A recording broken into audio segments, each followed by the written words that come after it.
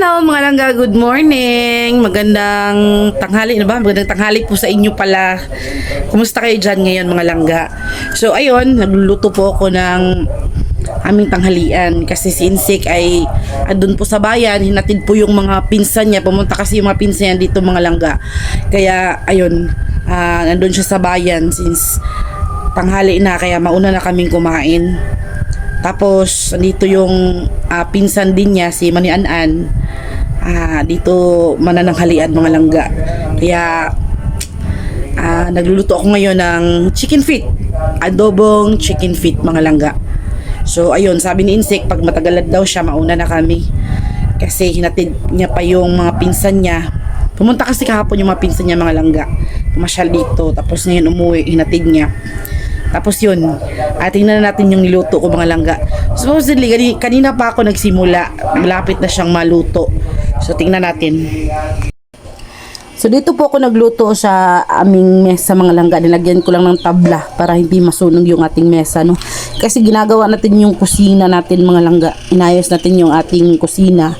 Habang hindi pa po kami nakakauwi sa Bohol, ito po muna yung pinagkakaabalahan namin ni Insik kapag wala po siyang pasahero. So, ayan po ang ating niluto na chicken feet. Sobrang sarap mga langga. So, yun mga langga, habang magluluto po tayo at pinapalambot pa natin yung ating chicken feet, ay tumatambay muna ako dito sa may tindahan namin. So, ayun mga langga, ang balak po namin ni Insik ay ngayong linggo, sa darating na linggo ay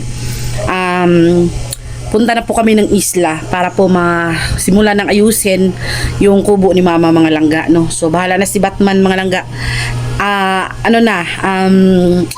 Abangan nyo na lang po talaga yung aming gagawin doon, yung update namin. And nagpapasalamat po talaga ako sa lahat ng mga tumulong at gustong tumulong mga langga, no? Kasi kung hindi po dahil sa inyo, hindi po talaga, imposible po talaga na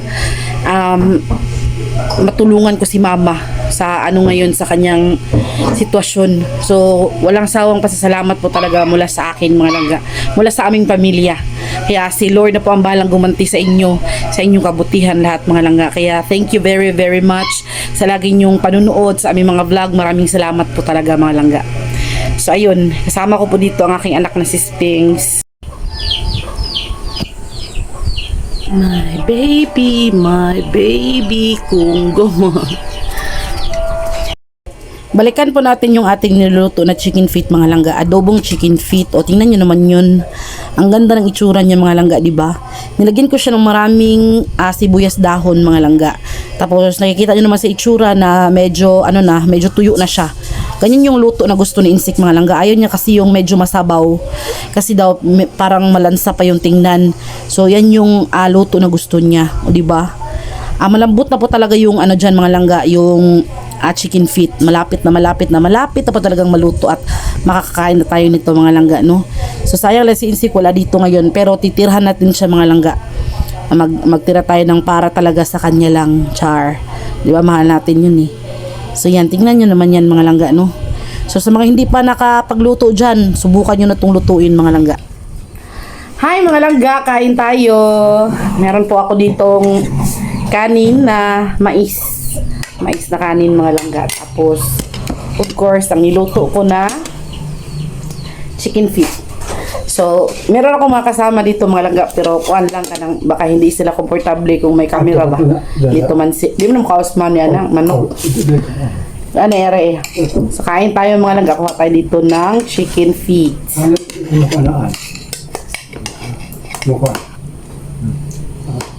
Okay.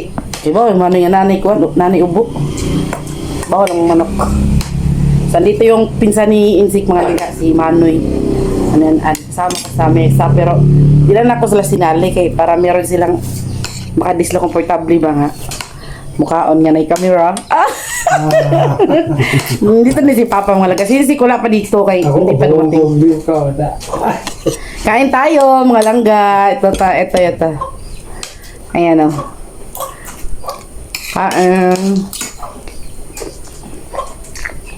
Nag-pray na po kami offline. Hindi pa pwedeng walang prayer kay si Manoy kuan mo na kanang kuan gyapon karon ay? Kuan gyapon karon? Nang sa tingan mo na. Katikis. member si Mami Anan ng Katikisim.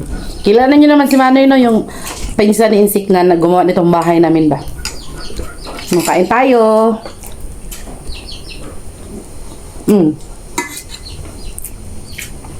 Adobong chicken feet.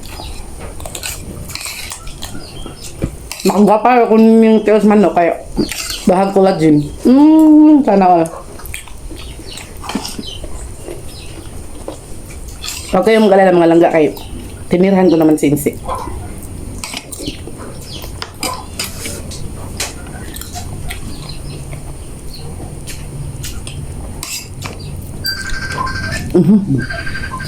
Ang zakal na.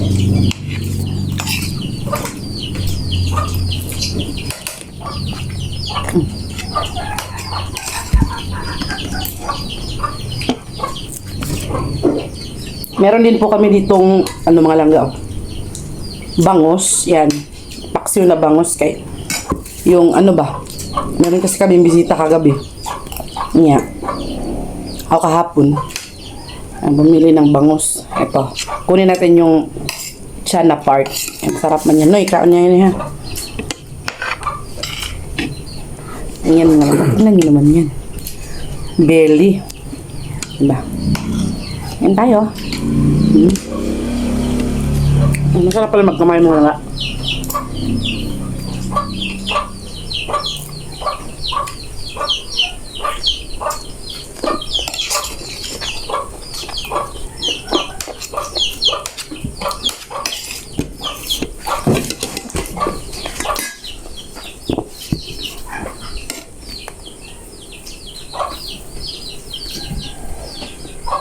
Mana di lang hapit mo tingin sa Maksudnya maka kaya ano ya? mabala ba? Nakakaon lang dyan diha. Busog. Kaya bisa ko nga. Tapos nakapis dito. Tingog nila mapotol. Pero kama ko lang ba sa pang pwede rin magplata. Wala rin masangat ko din. Mapotol ba? Ako rin kumpay-kumpay. Ay kanang pag-init ba ka po. Ay hinangan ka to ka ng tupaon. Oh, pamapay ko kaya pa na Dami ko dahil ako ulak.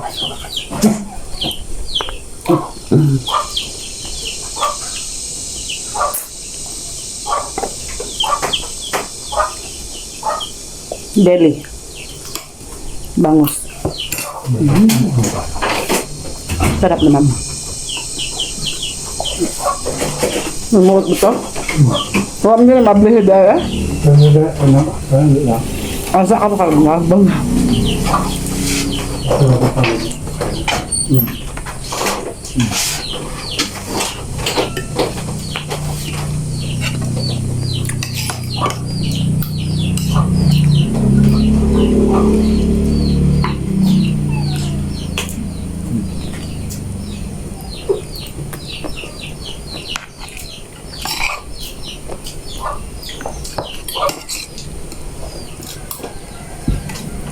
Yung yan sa kula na pagkat sa baba.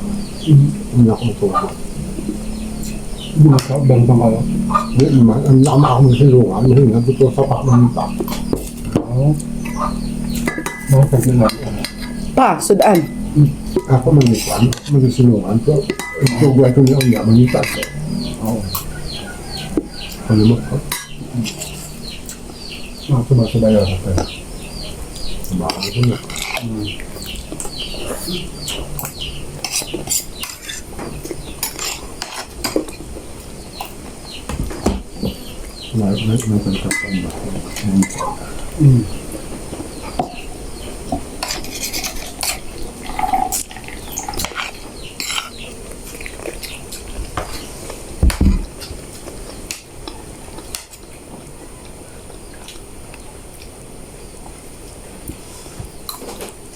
Medyo tinutuyo ko po yung pagkaluto nitong adobo mga langga para mas malinamnam.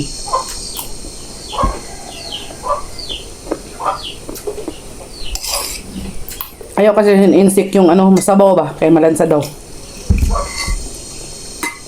Masarap yung mas tuyo.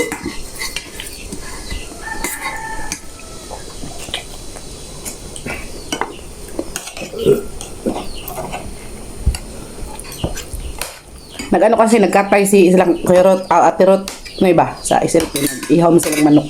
Kahit nagtiil, nga daghan mo, Nagi time niyo, nga dagko ka nilang tiil. Ang 3 kilo. Lutang gagmay ma.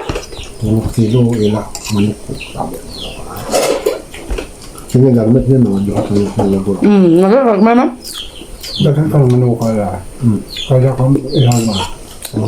Napasahay, karang, basta lagko, bitag tiil, lagko kag atay. Atay, batis ko. Atay batingon lagi. Kahaon na sa pag-iw kay mga konta na mata. Ano, batis ko makatay. Oo. Ikaw ka. Diyan nakaibaw na ko din sa po. Minus ba sa. Ano ka ni mabaso ang balag? So, have a safe trip. Ma'am Sonia Aratea, pupunta daw sila dito sa Pilipinas. Tapos, kuha tayo ng ikog. Punta sila dito sa Pilipinas, magbakasyon sila. Si Ma'am Sonia Aratea po ay subscriber po natin at taga Jaco sa taga syudad. Tapos uuwi sila, kaya have a safe trip, ma'am. Sana maganda yung biyahe nyo. So, masarap talaga sa feelings, no? Kapag ka nang yung dugay na dyan kayo sila sa gawas niya. Anang pag baka ulit Pilipinas, hindi tig feelings ba? No? Sarap. May Honda. Ha? May Honda na. Masaya. Masaya. Tabi ano ka? Hindi ka kapuya. Buntot ng bangus.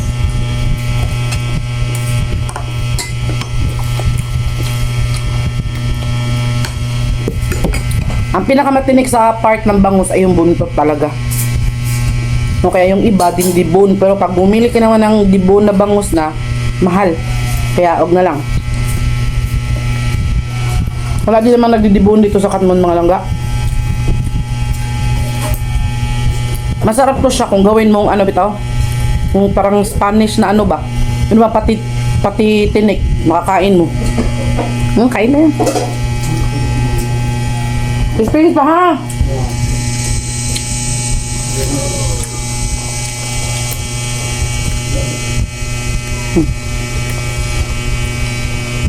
Ulam na lang.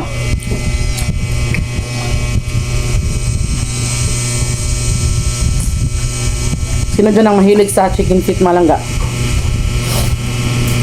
Masarap papakin yung chicken feet, lalo na kung ano ba, gawin bitawong kanang sumsuman ba?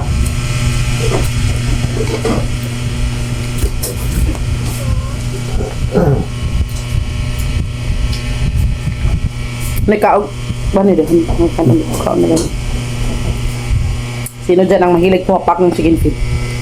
Ako mahilig talaga ako, lalo na kung may sasawan, pero hindi ko na lang siya sinawsaw kasi ano na naman siya, na coated na naman siya ng sauce niya.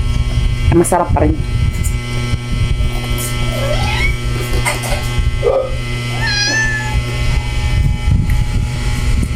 Shoutout din kay Inday Joy kasi uuwi din siguro siya yung ngayong taon na to, pero taga Manila man yun, malayo yung sa kanila, pero at least no, masaya pa rin kasi uuwi na sila dito sa Pilipinas.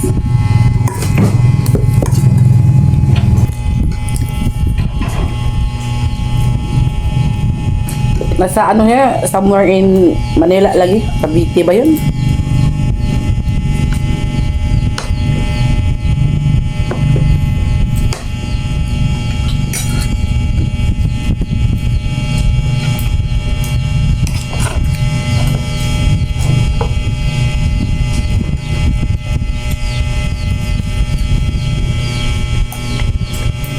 Probot na lang.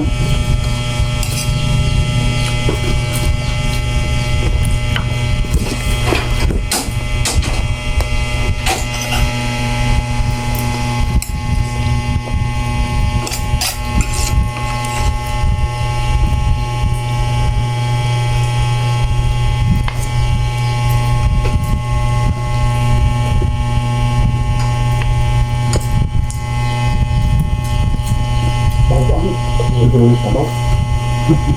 Ang dami sabaw ko sa dino. Iya.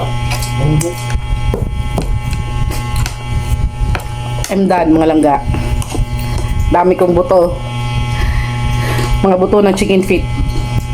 So ayun, thank you so much po sa panonood mga langga. Shoutout po sa inyong lahat. Mag-ingat po kayo lagi. Sana busog na din po kayo ngayon kasi kami busog na din po. Huwag po kayo mag-alala kay Insik. Dahil meron po siyang maraming ulam. Tinirahan ko po siya ng chicken feet. At ano naman yun, kumain po yun ng tinapay bago umalis. So that's all for today mga langga. Maraming salamat sa inyo. Ingat kayo lahat.